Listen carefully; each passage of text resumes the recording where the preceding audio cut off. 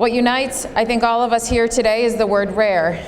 We have a loved one or ourselves have some type of rare diagnosis, illness, condition. For me, it's a daughter with chronic regional pain syndrome. And if you've never heard of it, that's because, as you know, it's rare. For me, I was really lucky. A lot of you have talked about the challenge to diagnosis. And we were very fortunate because chronic regional pain syndrome does not have a diagnostic test. We were lucky to get our daughter diagnosed early, which was the key. Daughter came home from swim practice, said, hey, hit hands with someone else. My hand kind of hurts. I wonder if I have a sprain, a fracture, or something.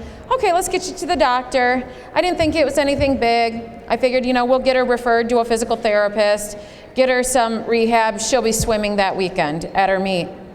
Took her to the doctor. They said, yeah, I don't think it's broken or fractured, but you're right. She needs to go to a physical therapist.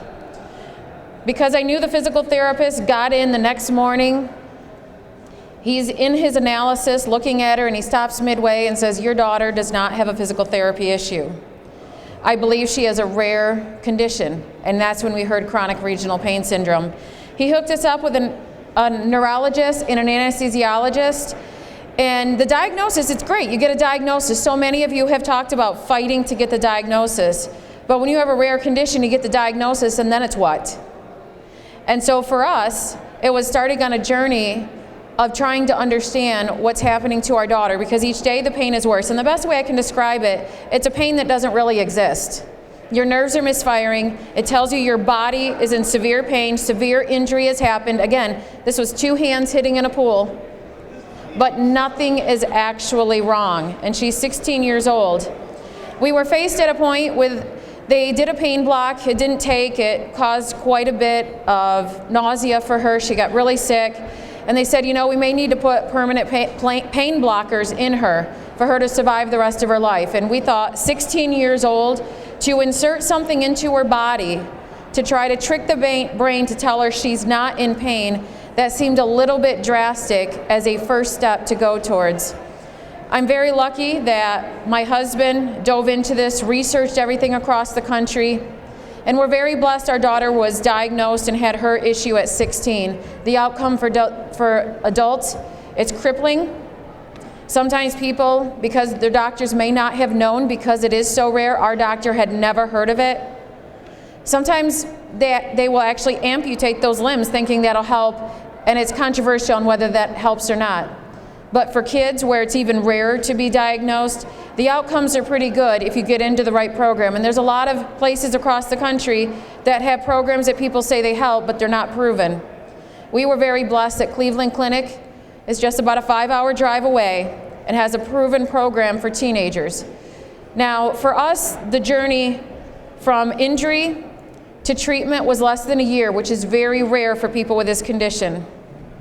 Didn't mean the road was easy. We went through the same frustrations as you. We had to fight with the insurance company. We negotiated with the insurance company. I'd say I'm a realtor, so when somebody tells me no, well, maybe they just mean a different way. So we negotiated what would be covered. And we're very lucky. Our daughter is living with it today. She will never be cured. She will always have relapses. But as you know, when you get a chronic diagnostic of pain or of some type of illness, you're also going to have issues with depression. You might have anxiety about being out in public. And also having that therapy is so important so you can cope with what's going to be a lifelong issue due to nothing that you did. So I really appreciate you sharing your story, because I know that once in my world, when I mentioned that my daughter has had this, it's been amazing how many people hear the story and they know somebody who knows somebody. And I get calls from all across the state. My child just got diagnosed. Can you help us as we're going down this fight? How can we get to the end faster, which is the treatment? With treatment, my daughter can deal with this the rest of her life. She won't be able to do everything like she would have if she didn't have it, but she'll be able to do most things. And she also knows she has a responsibility for her own health, which is very empowering.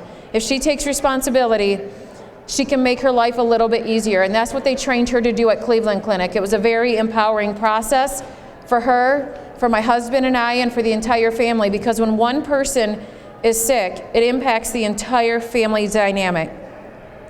And so thank you for your fight. Thank you for bringing awareness to these issues. There's never going to be an easy answer because everybody's story is so different. But I think by joining forces, we can all find what's the best path to try to address these and other issues, because all we're asking for is the ability to have a somewhat normal life. We're not asking for a lot. We're just asking for the opportunity for our loved ones, for ourselves. So I appreciate you taking time here today.